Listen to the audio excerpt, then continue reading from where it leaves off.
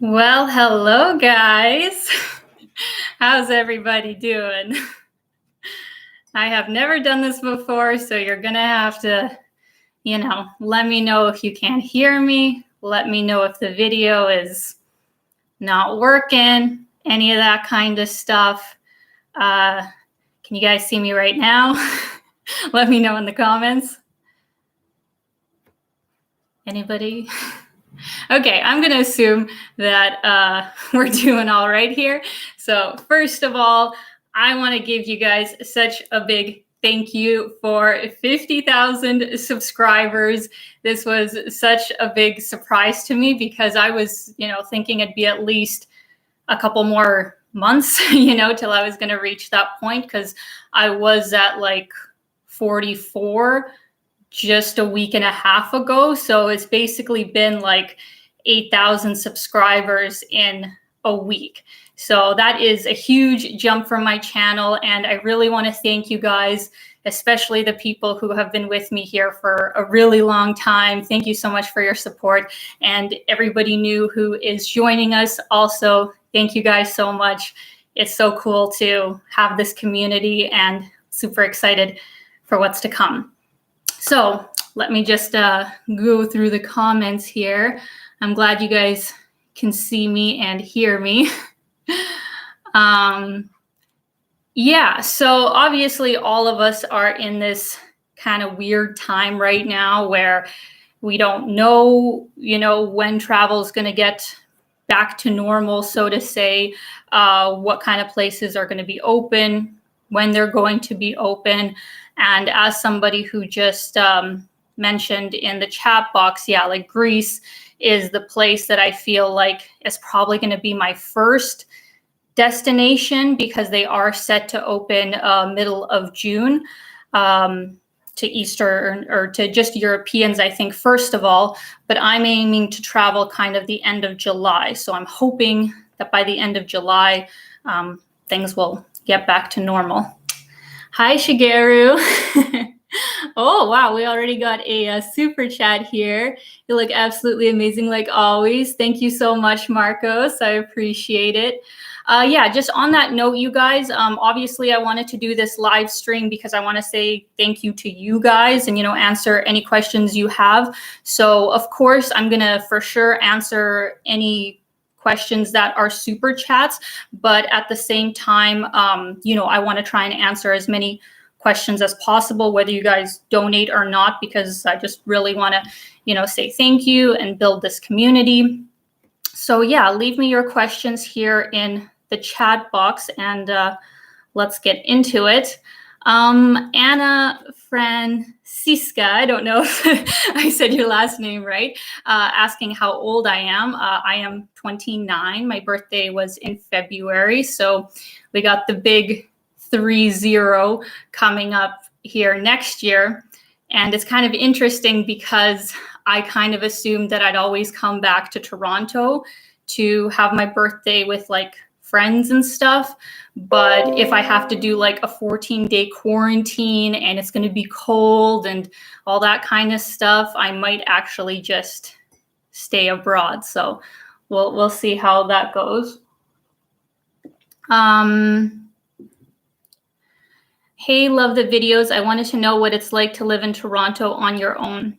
I'm looking to move from England, but not sure what it's like for local stores, apartments, etc. That is from Vosfa. Thank you very much. Well, I moved to Toronto, 6 years ago now. So it's been quite a while. Obviously, I've traveled in the meantime as well.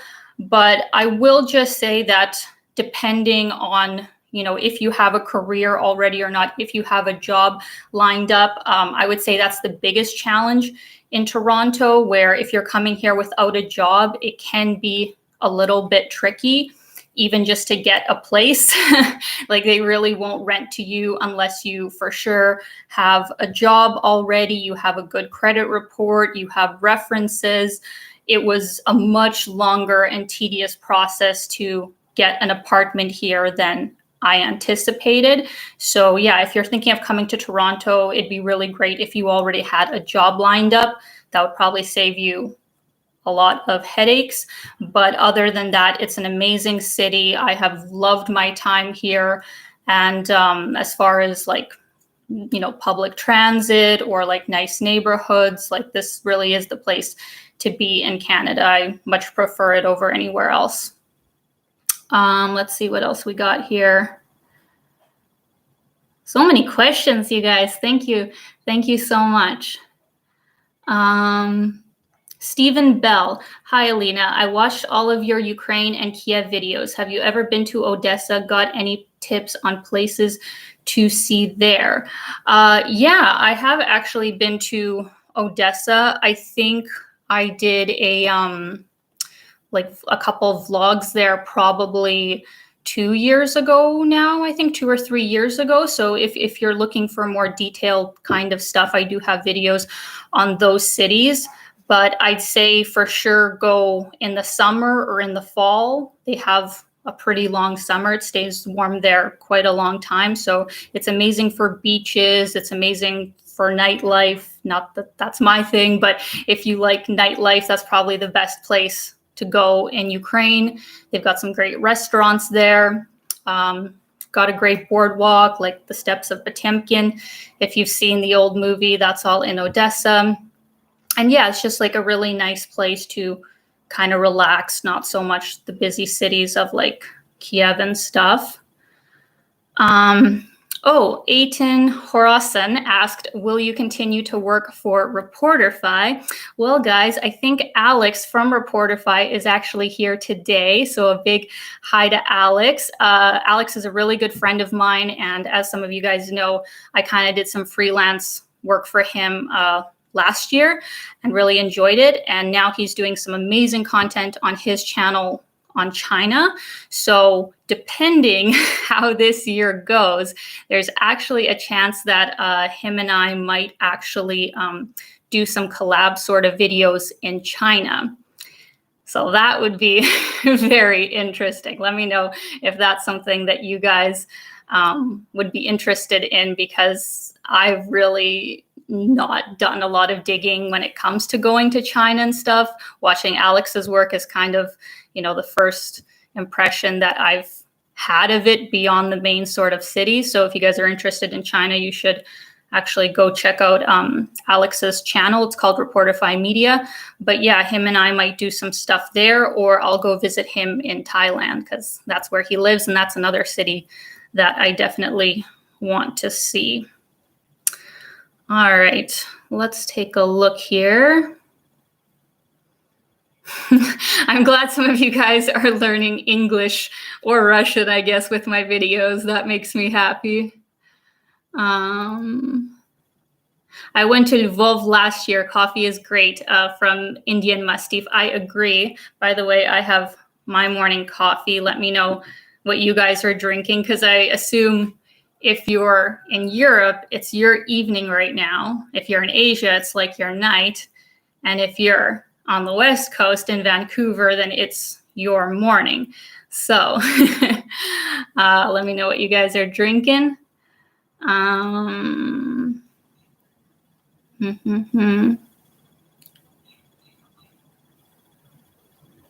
Adnan Azar, what time do I think that the flights will start? Well, I obviously don't work for the airline industry, so I don't know for sure. But I did book my last ticket with Air Canada, and just following what they've been saying on their website and stuff is that a lot of flights are going to be starting June 25th. So I assume that they're only going to be kind of going to more destinations that are open to tourism, I would think. I don't think there can be that much business travel just yet that would be worthwhile of going to a country every day that tourism is not open to. So I think maybe, hopefully, end of June, it's kind of going to start to get some momentum for flying. And then probably more into late summer, fall time is when I think things will probably start to open up quite a bit. Oh, I'm very happy to see that both Svetlana and Ryan Cheek, my friend, are both drinking coffee. Let's see here. Oh, wow. Yeah, it's like 7 o'clock in Moscow. So that's pretty cool. Oh, we got 2 super chats here, Brian. Brian gave $2. Thank you so much. I appreciate that. Let me know if you have any questions to go alongside that. And thank you to Mr. Foxtrot. You're a wonderful person. Thank you for all you do. Well, thank you so much. I really appreciate all the support you guys give me, and even just some of the suggestions that you guys give me for where to travel. They have really helped me find destinations that I probably wouldn't have otherwise found. It was somebody who recommended like Transnistria, Pridnestrovia, which is why I decided to go there. Like, I wouldn't have found that myself. So thank you guys for that. Let's see here. What else have we got here? Yuri Lichkov. Hi, Alina. You rock. I guess your mom taught you the Russian alphabet and reading in Russian. How did it go? We are originally from Odessa, Ukraine, and now live in Saskatchewan and want to keep Russian up for our son. Well, that is awesome. I think if I ever had kids, I would definitely want to attempt to teach them Russian as well, because that is literally the best time to be teaching, somebody a new language. Like, I came to Canada not speaking English at all, obviously. So, and I'd say from age 5 to 8, I learned English basically as a local. But as far as like Russian, obviously that's what I grew up speaking. And then once we moved here, my mom actually did continue to like read books to me in Russian. We kind of did some school, homeschool type of activities to help me with my Russian. And even my grandmas back in Ukraine were also helping me with like learning math or learning writing. Like, they started me very young. So unfortunately, that's like the extent of where my Russian education went, because as soon as I kind of came here and was focused on English, that's kind of how my Russian did start to slip. So I would say that if you can, start talking with your kids both in English and Russian or any other language you want as soon as possible, and have that just be a normal thing, and just like keep it up until they are fluent in both languages, I think that's the best way to go. And like nowadays, there's all these computer programs or like video games that are kind of like fun and educational. So I'd say if you can keep doing that and make it a fun sort of thing, chances are they might enjoy it more. A big hello to Michael McKinty. He's got his iced coffee. Hi, Michael. Let's see here. What else we got? I am so shocked, you guys. We got like 250 people. This is really cool. I was not expecting this. Oh, we got Henry. Hey, Henry. Shout out from Texas. Let's see here. Here from Kadena Boy, how long did it take to reach the first 1,000 subscribers? That's actually a good question, because I think my first video ever was like in November of 2013.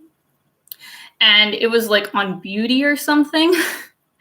And I don't think I posted another one for like a couple months. And then maybe in 2017, I'd post 1 or 2 every single month, and like, don't even bother watching those videos. Like, they're not very good. But it took me a really long time to not only understand how to shoot videos and even just, how to pick topics that people might hopefully be interested in, but just to kind of gain that audience. I don't think I got 1,000 subscribers until at least a year in. And sure, I wasn't, posting all the time, but it definitely took over a year. I think it was after I went to Japan in 2016 that I kind of started to do some travel content then. And that's, I think, what started to grow my channel, and that I kind of had the idea that like, oh, maybe I should do travel. It's something I really like. So if you're starting a YouTube channel, like just know you have to be patient and, play around with things, because you kind of don't know what the right niche might be for you until you kind of try some things out. So that would kind of be my best advice on that. Hello to Rahul. I'm glad you thought my former videos were great. Let's see here. From Louis Rodriguez, as you grew up in Canada, did you feel that you were divided between the culture of the country versus the culture of your parents as a first-generation Canadian? Very good question. I mean, because I came so young, I don't think there was this huge, like emotional culture shock. It was more of a culture shock in the sense of I had never been in like an environment like this. I had never, seen grocery stores or just, even been in cars that much. Like we lived downtown Kiev and just took the subway, and we lived in an apartment, and to move to a farm in the middle of nowhere with next to no people around, and just have that different kind of lifestyle, I think that was more of a shock than the like emotional or like cultural sort of things. And probably, I had no idea what people were saying. I didn't understand the language. I was just around my mom or having her translate stuff to me. So I don't remember there being a big divide between that kind of stuff. But I think now that I'm older and I find these sort of like subconscious beliefs or tendencies, coming out in myself, and they're much more aligned with, I guess, Eastern European culture than they are so much here in North America. So I probably do have certain things that, make me different than a Canadian who was born here. But because I've lived most of my life here and, do enjoy the culture and the way of life here, I wouldn't say that I feel torn between the two places. Let's see here. Susan Lavoy asks, does your father Gordon speak Russian? Not so much. I think when my mom and him, were married, he did try, like, he was making an attempt to, learn some words.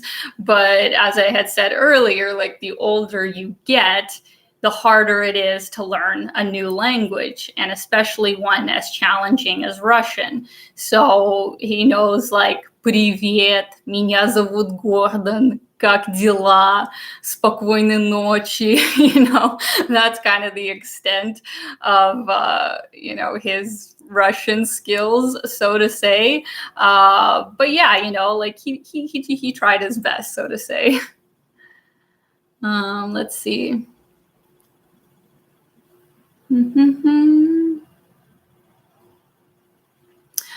From Rahul Rao, he writes, hi, Alina, loved your videos on life in a Canadian small town. Continue the great work, and please do more videos on places in life in Canada.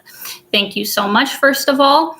And on that note, I actually wanted to say that, of course, things can change. Who knows what, especially this whole current situation, will bring. But what I'm actually planning is that if I leave July 31st or last days of July, I kind of want to do at least 6 to 8 months on the road to kind of make it worthwhile and spend some extra time in the winter in Southeast Asia so I don't have to be cold. But what I'm thinking of doing is that when I come back to Canada, probably in like March, April time, I'm thinking about doing a cross-Canada sort of, tour. It's not going to be like the Trans-Siberian Express. I sure as hell am not taking a train all across Canada. But let me know if that's something that interests you guys, because I think that would actually be a pretty cool thing to do, because even though I've been to quite a few Canadian cities, I've never done extensive sort of travel. And so hopefully, you know, in that time too, my channel is going to keep growing and, you know, keep making, you know, enough money for me to do that. Because, you know, if I'm being honest, like the reason that I am choosing, you know, less expensive destinations is so that I can travel for a longer period of time and make content. So the bigger and bigger my channel gets, the more expensive destinations I can take you guys to see. Do you know the YouTuber Bald and Bankrupt? Yes, I do. He is fantastic.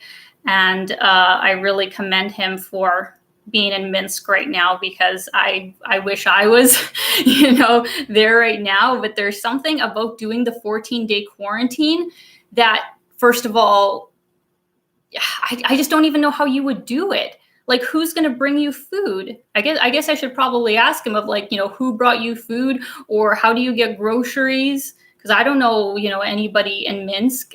And I don't know how that works with, like, quarantine, you not being able to go out. Where do you get your food from? So yeah, I think he's an amazing YouTuber. I really respect his work, and yeah, really great guy. Let's see here.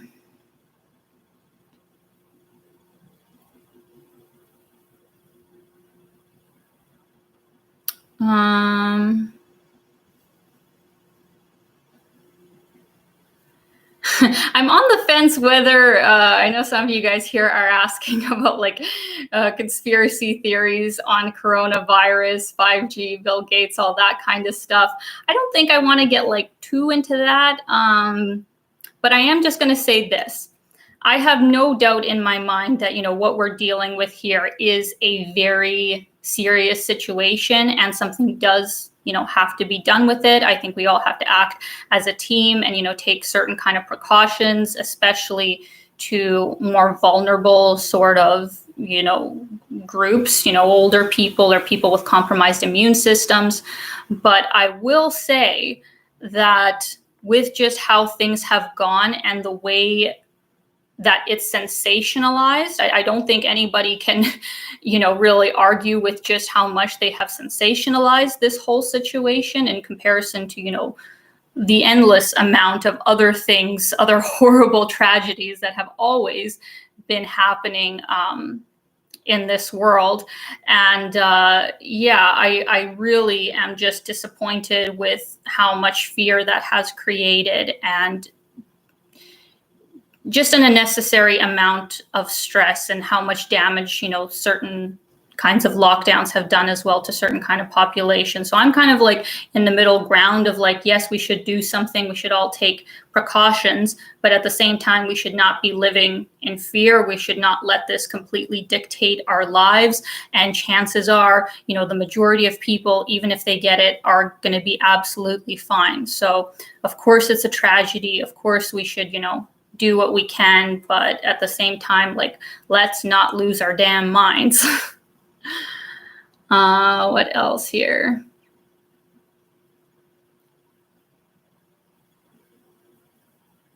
David L23 asked, Alina, do you record in 4K? That's a great question, because I do have my Osmo DJI Pocket. That's the main camera I use, and it does have 4K capability. But the issue that I found is that it just does take so much room on the, like, micro SD card if I film, you know, a whole hour of content in 4K. So I have kind of avoided it for that reason, and just because the camera itself kind of heats up a lot when it does that. But I don't know if I can reach it and keep talking to you guys. But look what I just purchased, I guess a couple weeks ago. It is the Sony FDR 3000. This is a really popular action kind of travel cam. Bald and Bankrupt uses this. Lots of YouTubers use this. I think Alex from Reportify uses this. So I finally got myself one of these babies. It does shoot in 4K, and I'm super excited to use this guy. And I think I will, just for interest's sake, put out some videos completely in 4K and, see if you guys like it that much better, if the quality is that much more amazing. And yeah, if you guys do like it, I'll try and continue to shoot in 4K, because for this guy, I got like 128 gigabyte micro SD card. So that's quite a bit of space. Should save me a couple of hours. So we'll see how that goes. Oh, I see a super chat from Victor. Greetings from Brazil. We love your videos. Thank you so much, Victor. I appreciate it. What else here?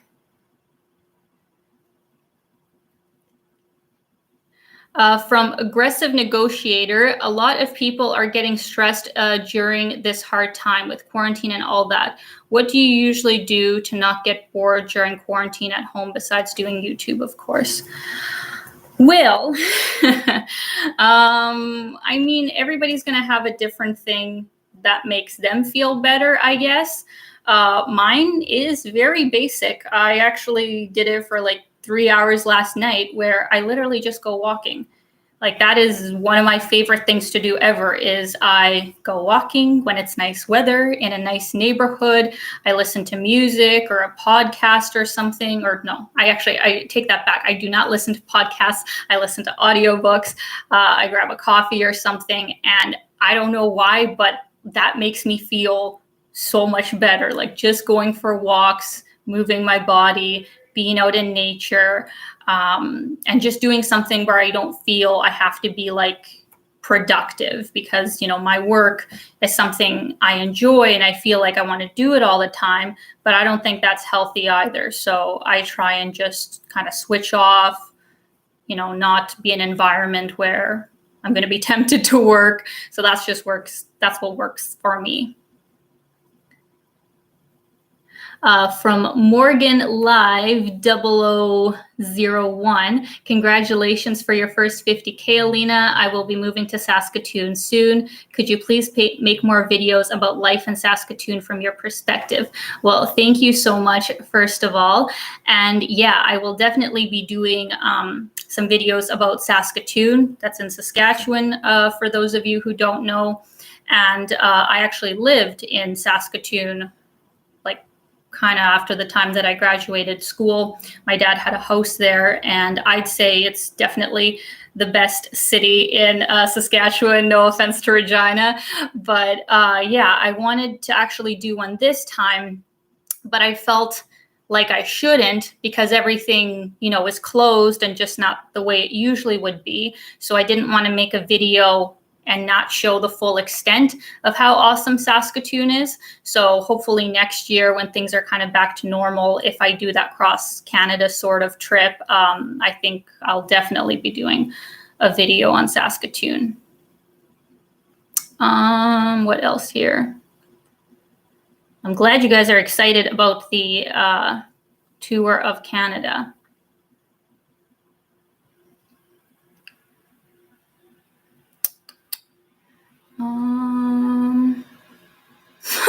Okay, what is this comment? From Chris V. I remember some time ago you said you were going to do a nude photo shoot. Did you ever do it? How did it go? I did not. No, that was something that I think if I ever did, I would be keeping to myself. Like, maybe, slightly suggestive kind of stuff I might make public, but if I ever do a nude shoot, it will not be for the eyes of the world to see. So from Shigeru, thank you so much. Congrats, 50K subscribers and 5 million views, Alina. Shigeru, you rock. You are amazing. You have been with me for a very long time. So thank you so much for that. That is literally going into my gear box, so to say, for things for my trip, because if I am leaving end of July, I'm already kind of starting to think of like, okay, what gear will I need for all the kind of content that I'm going to shoot?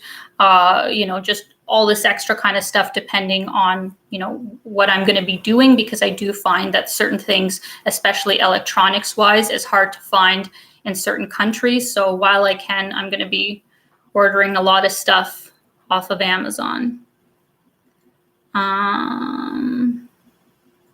Oh, another person who loves the trip across Canada, Virgin Mobile is the username. Quebec City is a must. Yes, it is, because here's the other thing. I've only been to Montreal.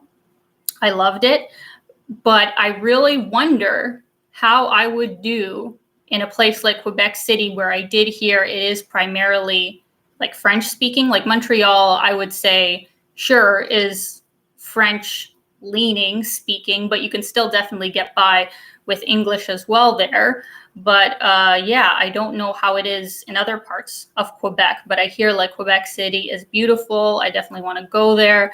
It would just be such a weird experience to be in your own country as a Canadian and not be able to speak the language, which actually, by the way, I guess is like when I go to Ukraine, where I was born, and I don't speak Ukrainian. So kind of strange that I've actually ended up in this situation where like both of the countries that I'm so close to, there's one other primary language that I don't really like understand or speak well and stuff. So actually never realized that. I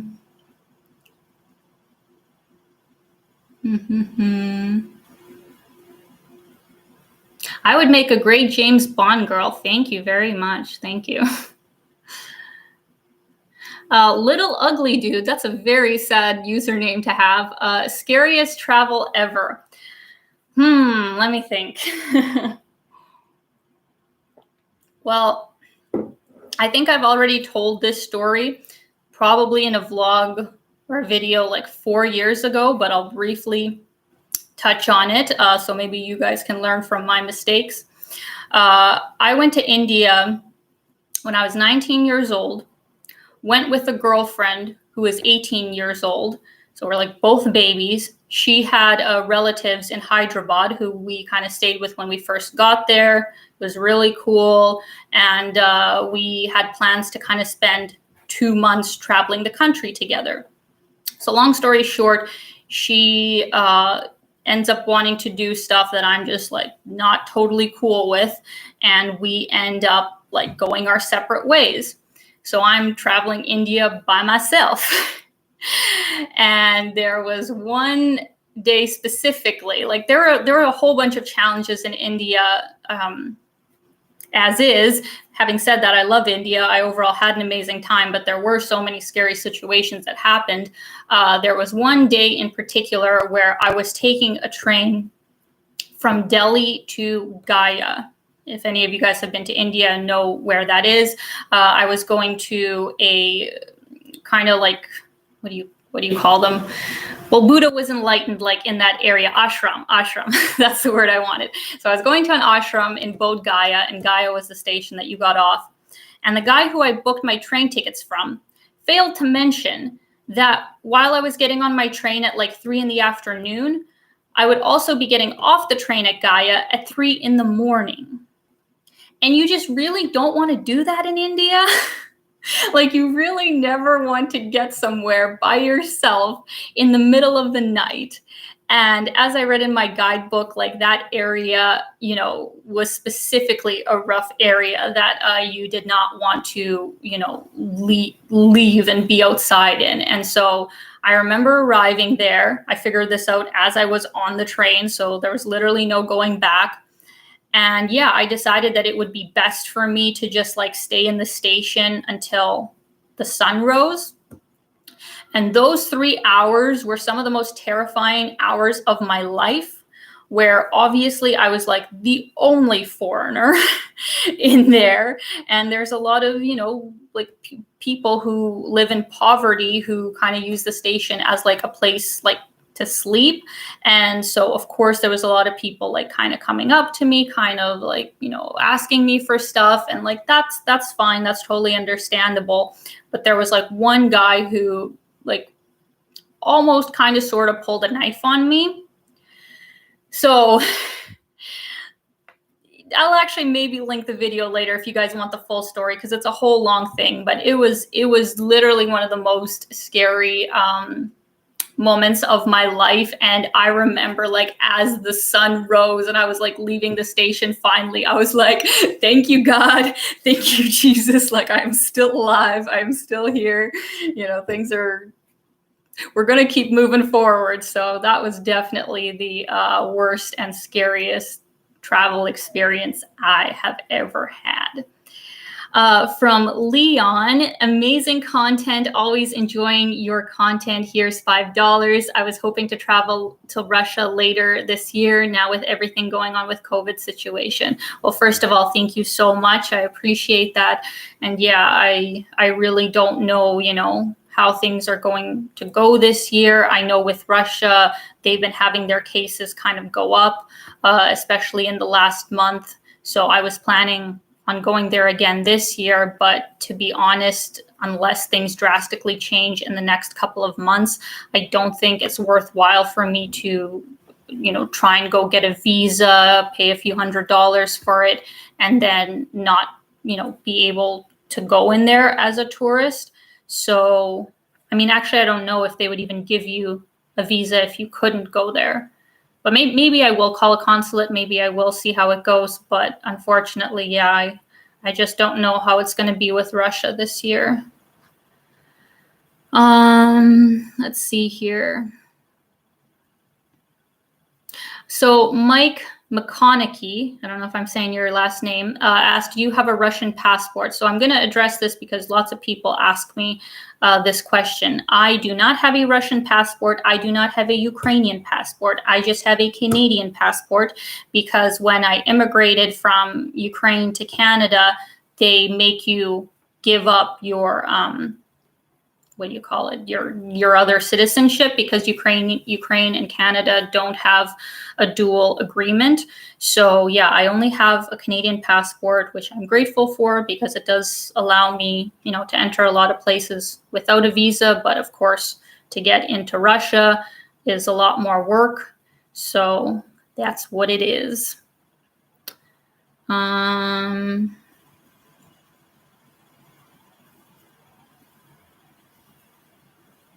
See here. So many questions, you guys. Ozan Z asked, have you ever been to South America? Great question, because I have been to Peru. Literally, that was the first trip. As soon as I graduated high school, my dad and I went for, I think it was 3 weeks there, and we saw quite a bit, and it was incredible. I really didn't even know what to expect with Peru at that age. I really didn't do a lot of research into my trips when I was younger. Like, I still probably don't do that much research in comparison to the average person before they go somewhere. But I literally didn't do any research about Peru before we went there, other than Machu Picchu. And I just had my mind blown. It was incredible. So South America is obviously somewhere that I have so much to see in. And the way that I usually like to form my trips is I like to kind of pick, a section of the world and kind of do as much as possible in that area before moving on to somewhere else. Also weather dependent, obviously. That's why I want to spend the winter in Southeast Asia, so I don't have to be cold. But yeah, South America, definitely on the list. What else? To Alan Rule, have you ever read anything by Joseph D. Maistre? First of all, I don't know how to pronounce his name. And second of all, no, I sadly have not. If there's something that you would recommend, please let me know. I do read quite a bit. And thank you so much for the donation. I appreciate it. Let's see here. Al Maddo asks, when do you think things will go back to normal in Canada? Well, it's tricky because there's actually quite a few places in Canada that are literally, not back to normal, but so many things have opened up. Their cases are at a very, very low level. I think Saskatchewan being one of them, I think they only had 300 cases total. And now they're only having maybe one a day. Some days are even zero. The Maritimes way out east, they've had very few cases. And even BC, for being such a popular, busy sort of province, has had very few cases considering their whole situation. So really in Canada, the two places that are driving up the numbers is the province of Ontario and Quebec. Quebec being basically double Ontario. So yeah, we're kind of the two provinces where things, haven't completely flattened out, and they're still figuring out ways to deal with it. And yeah, it's hard to know, when we're going to enter these next sort of stages, when things are going to open up, because we still don't have kind of low enough numbers to do that. So unfortunately, that's where we're at.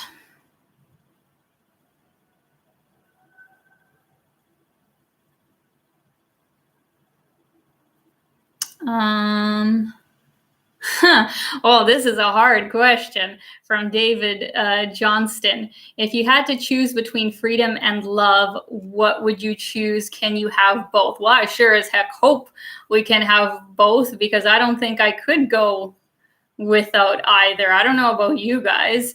And I think they're kind of like synonymous, where, see, this is my kind of thinking, where I don't think you could truly love someone and want the best for them if you're really limiting their freedom. I'm not the type of person that, for me personally, believes in open, relationships. I like monogamy as well, to a certain extent, if it's with the right person.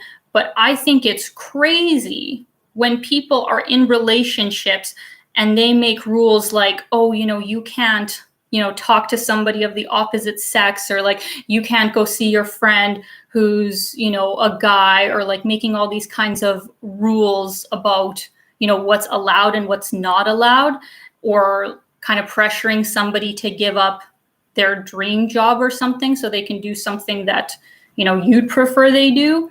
I think that is bananas. And you probably shouldn't be with that person, because you obviously have very different, directions of where you're going in life. So I don't think you should ever choose between love and freedom. From Mark Anthony Given, $10. Thank you so much. Great Beauty is the welcome guest everywhere from Goth. Thank you very much, Mark. I appreciate it.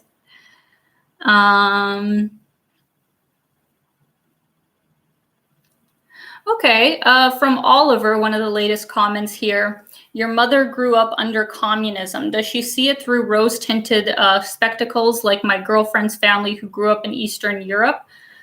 No, I don't think she does, even though she will say, as she has said in the video interview that I did with her, I think it was about 2 years ago. So if you guys, want the whole answer that she has about this topic, I have a whole video interviewing her.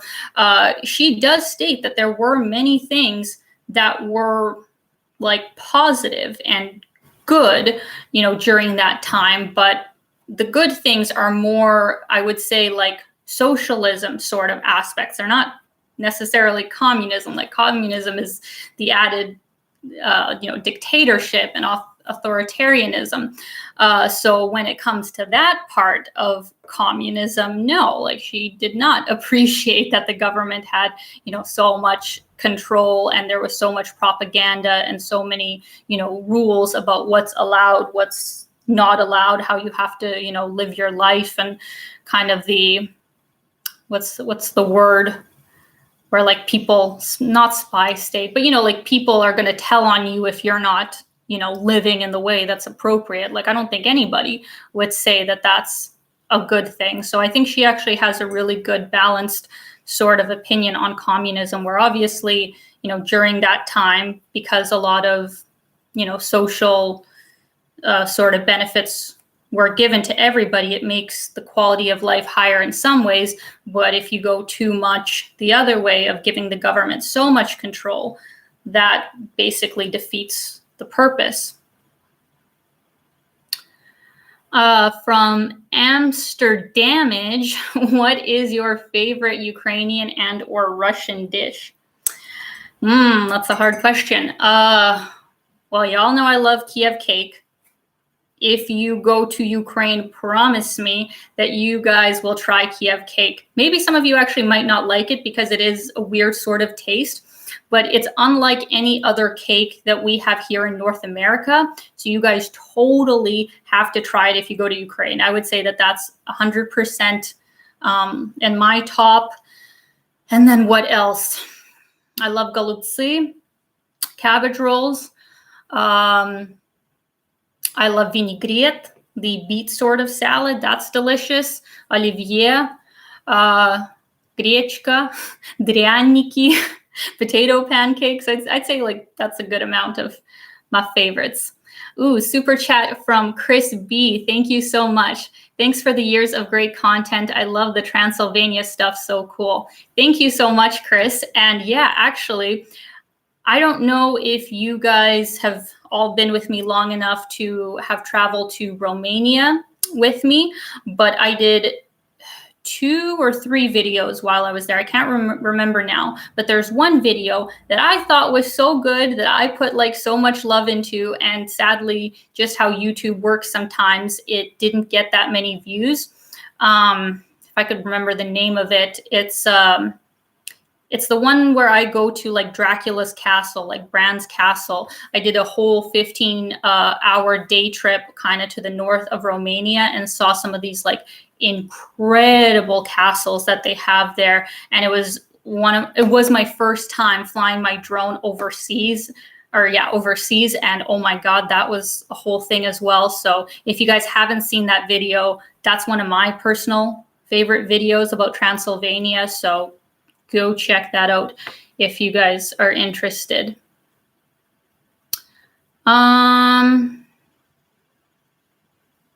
Blinchiki, vareniki. Hello, tomatoes. Oh, somebody didn't catch which cake. Okay, aggressive negotiator. It is Kiev cake. It's literally just called that, Kiev cake. And I think it's probably going to be just in Ukraine where you're going to be able to find it. But here in Toronto, for example, we do have some like Ukrainian, Russian, Eastern European sort of stores, and they have it here as well. So if you have those kinds of stores wherever you're at, maybe there's a chance that they have it too. So Kiev cake. From Rahul, thank you so much. Your videos are insightful, inspiring, and bring people together from around the world. Thank you for spreading hope and positivity through your channel. Thank you so much. Rahul is literally a superstar. You have supported my channel to an extent that I probably can never be grateful enough for. So thank you. Thank you so much, Rahul. Oh, wow. I think Misha, who is Michael Virdna, by the way. He's one of my moderators here. By the way, a big thank you to Misha, who's my cousin, who does my subtitles as well, and also Alex, who I think is on here from Reporterfy, who are moderators. So thank you guys for being on here and helping me out. But Misha, he just posted a link to that video, I think, of Transylvania. So he put that in the chat there if anybody wants to check that out. Let's see here.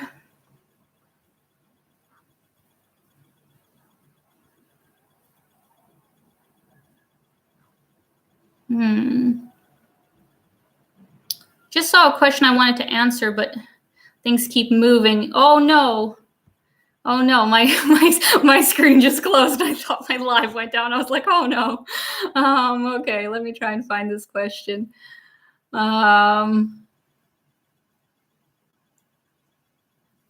Oh, I can't find who wrote the question, but thank you to who wrote the question. But the question was, would you ever retire in Ukraine?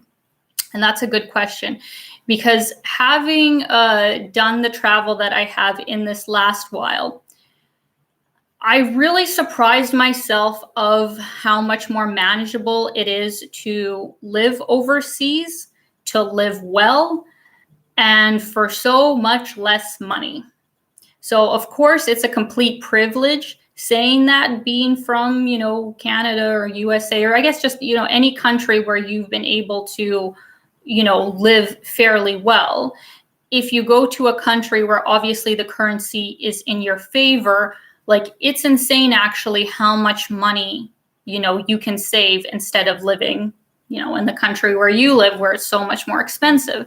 So of course I have no idea, what kind of position I'm going to be in by the time I retire, or what's going to be going on in the world. I have no idea.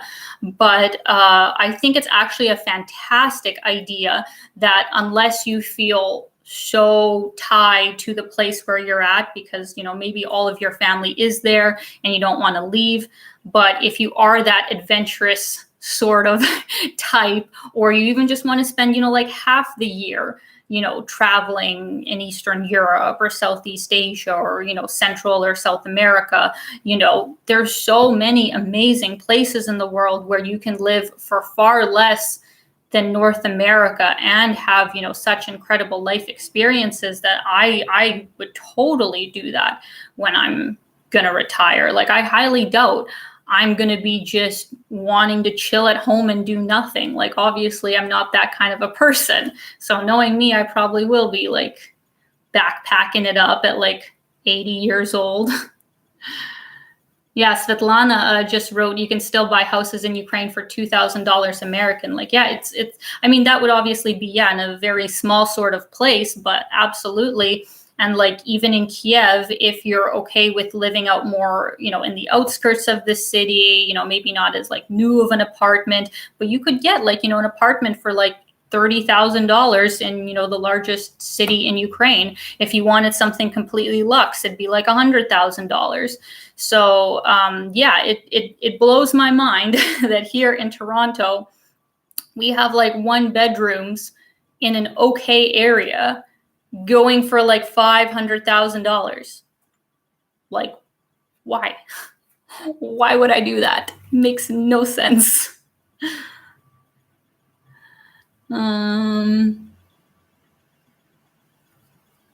Oh, somebody, Country Dave Alberta, just wrote that if you live in Edmonton, you can get Kiev cake and all the other sorts of Ukrainian and Russian food from the European Deli in the Collingwood Marketplace on 69th Avenue and 178th Street.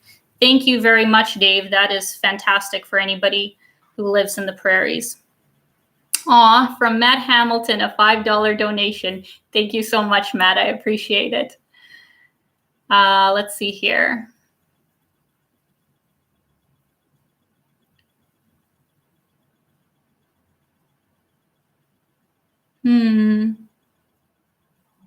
Sharon Psalm says you can't compare first world countries to third world countries. Well, of course you can't. Of course, living in Switzerland or living in Canada, living in Australia, that's a completely, different way of life than, sure, living in Ukraine. Of course it is, but it depends, what kind of things are important to you. It depends what kind of budget you're working with. And yeah, of course, if you like living there at the end of the day, that's what it comes down to. For me personally, I think Ukraine is fantastic. I think, as a visitor, obviously in a very privileged position, it's great. I understand that the people who actually live there have much more difficult struggles unless they are, in a really high up position, or if they found a way to be self-sufficient. I understand how difficult it is, but I'm just saying that, from the perspective of somebody asked me to retire somewhere, and if, let's say, I was retiring with only, a few $100,000 and I want to retire on that for like 20 years, that's not going to get me anything in Canada. Why wouldn't I take that money and, have it stretch for longer somewhere else? That's kind of all I meant for that.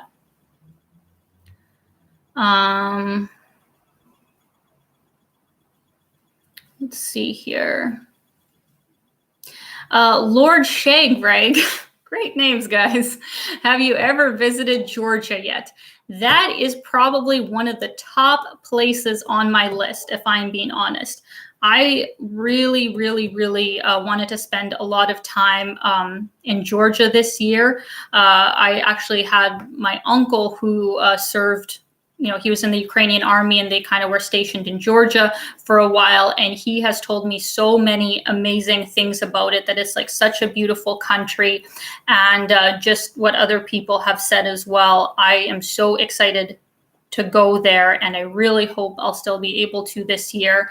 But right now it's completely shut down to tourism. So if you guys hear anything else, please let me know.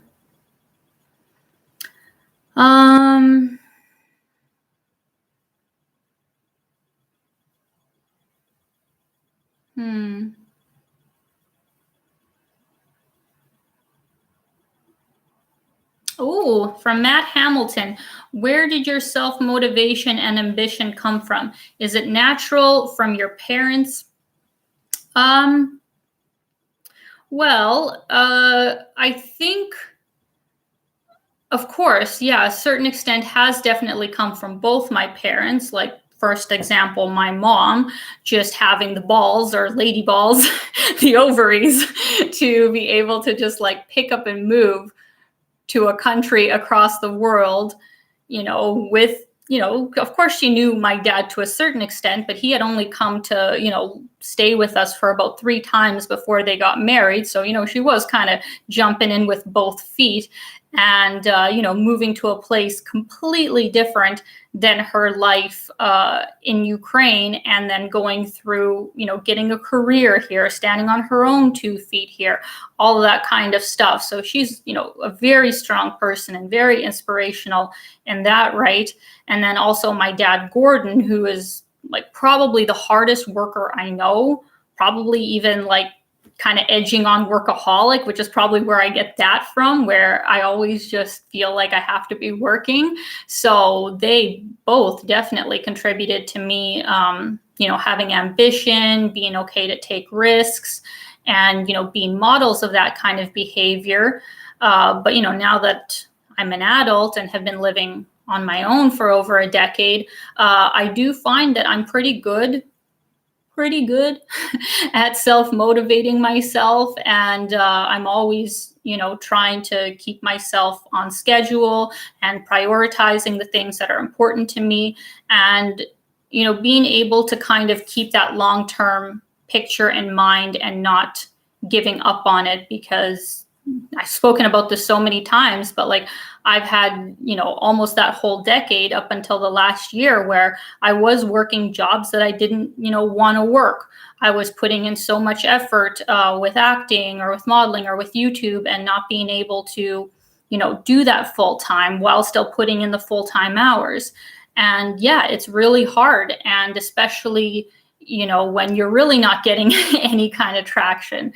So yeah, it's the kind of thing where you have to be able to continue to self-motivate yourself, to not lose faith, and to really just enjoy the process too. Because if I didn't like doing YouTube, if I hadn't liked being an actor, I would have never, been able to keep going.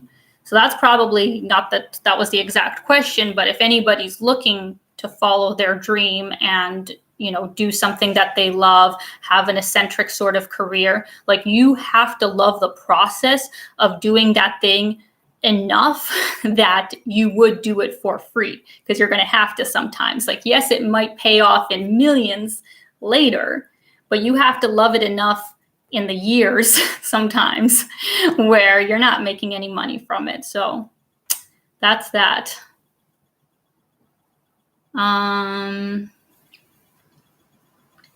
Igor Volkov asks, have you ever thought of becoming an English teacher for Russian speakers? I guess I could. I guess I could. Like now, obviously, that this channel has grown so much, and, I have so much more insight now of, what's possible of being a digital nomad and kind of working online, that hopefully, I can keep doing this and find other ways to evolve. So it's not something that I'd say I'm passionate enough to kind of bring into what I do. Like, I guess I could do it if for some reason I couldn't do something else, but I don't know. I don't feel that I'm a great, yeah, here's me being an English teacher. I'm not a book smart teacher, so to say. Like, obviously my English is good. I got great marks in high school in English, but teaching is a whole different skill when it comes to language. And that's not something that I think I'm just naturally great at. Like maybe I'll do videos for you guys where, for this channel, I'll teach you guys some Russian words. For my Russian channel, I could teach them some English words. I think that's about the extent that I'm going to teach people other languages.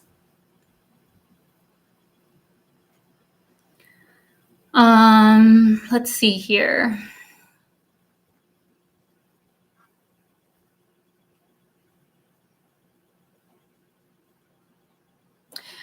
Teacup, one of the last comments here, says, people said Ukraine is cheap, but when I was in Kiev, the fruits drink at the mall is about $7 to $8, which is expensive. How can people afford to live with local salary? Well, that's exactly it, is that the local people don't usually go to the places that, basically are the tourist bait kind of places. Like the Globus Mall, for example, in Kiev has a food court, and some things are fairly reasonably priced, and reasonably priced for Ukraine. But most of the other things will be the same price that you would pay in North America, because some of them are, the North American sort of brands. So they're obviously catering to that tourist demographic or the affluent demographic in Ukraine. So Ukraine is cheap if you know where the locals go, or the places that aren't so touristy. You'll be able to find things for much less. But of course, you're going to have the places where things are, very overpriced as well. From Rano Simon, do you have any really close longtime friends whom you are always looking to meet when you get back to Canada from your travels? Yes, that's actually probably one of the hardest things about, I'm recognizing doing this whole career, is that, when you travel, you kind of don't have that same in-person, support group that you usually do. And I have, I'd say, 3 or 4 friends here in Toronto who I really miss when I'm not here. And it's going to be hard when, I leave again for 6 to 8 months, maybe even longer. Same with my parents, who I only see once or twice a year, in person. Obviously we Skype, obviously we talk on the phone all the time. We're always checking up on each other, but it's not the same. It's not the same as that in-person sort of support system. But I think I've always been the type of person that it doesn't stop me. It doesn't bother me enough to make me just, stay in one place all the time. Being able to explore and meet new people and, do what I love is also super important to me. So I just try and make it a priority that when I am here in Toronto, or when I am visiting my parents, I take, as much time as I can to be with them, really be present, make the most of that time. And then when I'm not there, I keep in touch as much as I can, and, just keep that relationship strong in other ways. But yeah, it's definitely challenging.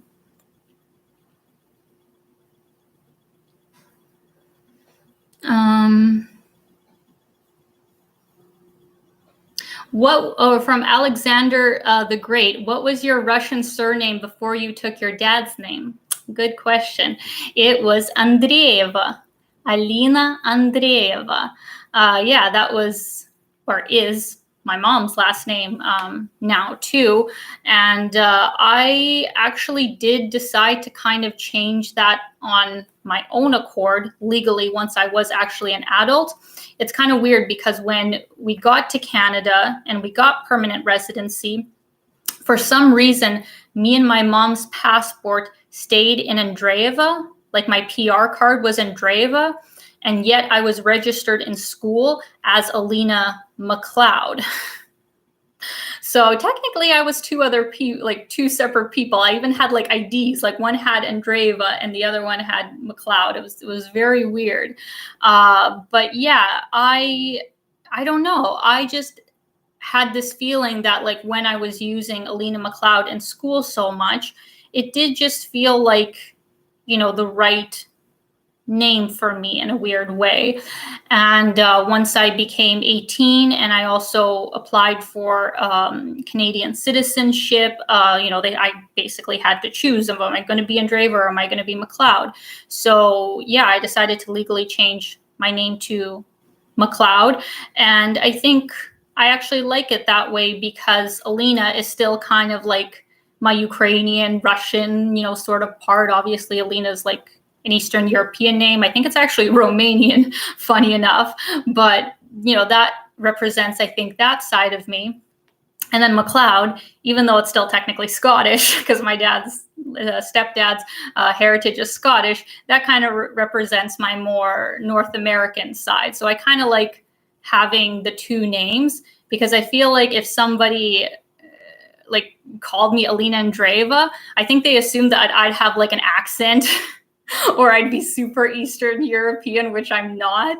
Like, lots of people will say that I do have lots of, Russian or Ukrainian, tendencies or whatever. I look, Ukrainian, but I definitely am not a thoroughbred Ukrainian Russian by like no stretch of the word. Like the influence is done here in Canada. So I think I'm a good half and half of both of those names.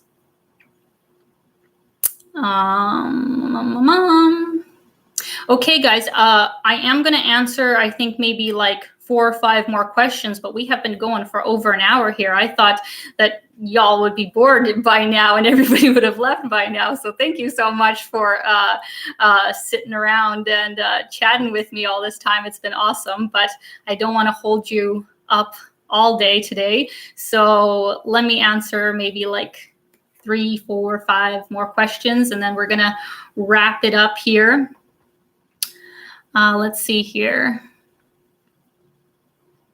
Oh, Lord Monk asked which sweet dish you like. I assume you're asking me which kind of desserts I like. And the number one thing, the number one best dessert is definitely creme brulee. Comment down below if you guys agree. Because even though I like things like cake or ice cream or like cookies, I do have a sweet tooth. I do enjoy the sweets. I think creme brulee is the most incredible dessert if done right, if like, flame broiled or whatever it is with the torch. I tried it for the first time in Paris on like a school kind of international sort of trip, and it blew my mind. So that is my favorite dessert.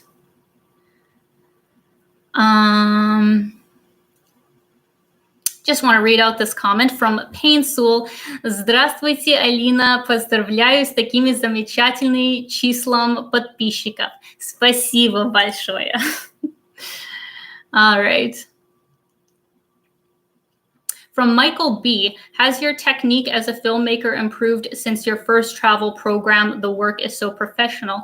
Thank you so much, Michael. I appreciate that because I haven't had any kind of like, I guess, formal training when it comes to like editing or any of that kind of stuff.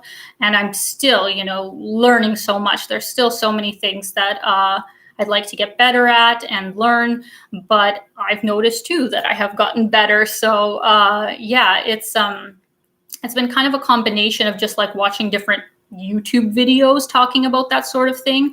I just got a subscription to Skillshare, which is a really great platform if you want to learn anything. Like they have courses on there about like cinematography, even just growing your YouTube channel, like literally any topic you want, they have on Skillshare. So I decided to get like a membership to learn more about cinematography and editing, all that kind of stuff. A lot of people actually ask me what I use for editing, and I use the program Filmora. I know a lot of people use either like Final Cut Pro, Adobe Premiere, like those are the standards usually for professionals. But I find that if you want a great budget-friendly option that still does so much, I bought my Filmora like membership. I just paid for it once. I paid like $60, probably like 6 years ago, maybe 5 or 6 years ago. So that's a hell of a lot cheaper than like the $30 or $50, whatever it is a month for Adobe Premiere. So if you guys just need something basic but still has some pretty good functions, Filmora is what I use to edit.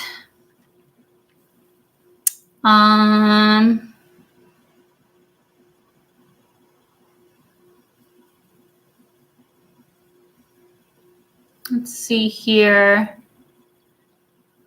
From Mitchell Scott, are there any underrated cities, regions that other people should be aware of? Well, that's kind of, what I'm hoping to bring out in my channel, of hopefully highlighting places that don't, get enough visitors for how awesome it is. And of course, I'm biased in saying that Eastern Europe has so many destinations because I'm from that area and because I do have the advantage of knowing the language. Like, I understand it's not going to be quite as easy for somebody who doesn't speak Russian, Ukrainian, to visit those kinds of parks. But I think the more that these places are getting tourism, the easier it is going to be for English speakers to visit those parts. Of course, I hope it never gets so overrun that like it's just tourist central. Of course, I hope that doesn't happen. But I think, yeah, of course, like Ukraine would probably be the top place that I think is easiest for foreigners to visit, because I do think Russia is amazing, but being Canadian or American, you have to go through this process and that extra fuss of getting and paying for a visa. So I think Ukraine is a great place to kind of start. And then if you really like Ukraine and think it's awesome, then, put in that extra effort to get a visa and go to Russia and go to places beyond just St. Petersburg and Moscow, because that's all I had ever, seen when I was to Russia before. And when you go to like Yekaterinburg or Khabarovsk or Lake Baikal, even though that's a super touristy place too, but a lot of people, don't get out there to Siberia, and there's just so much to see in Russia, and it's such a beautiful culture, such incredible people. So yeah, I mean, I recommend Eastern Europe. That's what it is.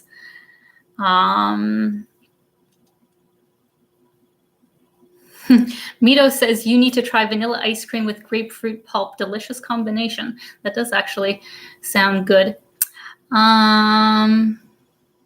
Okay, from Michael, do you think it's more important to learn to read a foreign language before you learn to speak it? Michael, I will answer your question real quickly. I will just say thank you, Yevgeny, for the super chat and very cute puppy. Thank you for that. So to answer that question, I don't think you need to learn how to read it as an absolute necessity. It does help. Like if you can at least know the sounds of the alphabet, like let's say Cyrillic, for example, that is going to help you, because at least then you could maybe sound things out.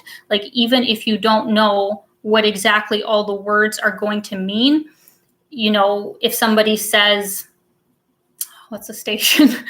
Zoloty Voroty. In Ukraine, if somebody says that name, and you see it written somewhere, you don't know, like, this way Zoloty Voroty, you don't know because you can't read it, obviously. So of course it would help, but I think speaking it is going to get you much farther than reading, at least to begin with.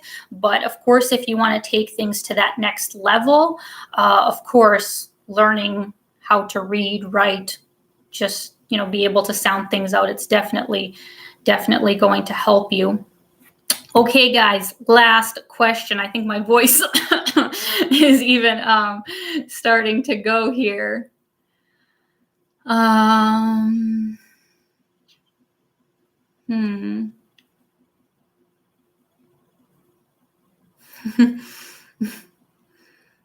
Let's see here. Okay, from Al Mado, have you ever planned to visit Africa? So this is a part of the world that I will say, like, I'm totally intimidated by.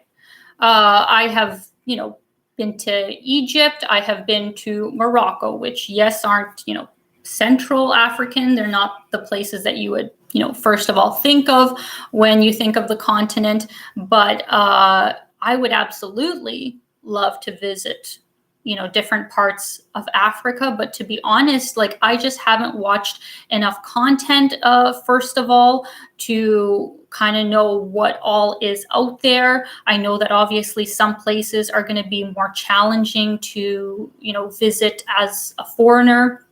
There's actually a YouTuber whose work I think is incredible, Drew Binsky. I'm sure you guys have probably all heard of him. He's got an amazing channel. He spent this past year doing, I think, like a couple dozen countries in Africa, because he's on a goal to see all the countries in the world, and he's almost done. And so the content that I watched of his that he filmed in Africa was incredible. But having said that, he had so many challenges as well. So I am just kind of working myself up, to different destinations. I think, like, Eastern Europe, Europe is a given. It's easy for me. Moving into Southeast Asia, we'll see how that goes. But, they're very tourist, friendly. I don't think I'll have too many issues there. But yeah, at some point, of course, I want to do everywhere. I want to do South America. I want to do Africa. I will do an Antarctica cruise. Like, we will do it all. So last thing here, Gary Lou, thank you so much for your $20 donation. Thank you for being you. And thank you guys so much for coming out today. I had such a nice time. Like, truly, thank you. I never expected that I would be doing what I'm doing now in the way that I am. So thank you guys so much for coming out today. I'm going to do more lives in the future. This is, wasn't as challenging as I thought it would be. And thank you guys so much for 50K. So love you guys so much. Have a wonderful rest of your day, and keep being your own kind of beautiful. Bye, guys.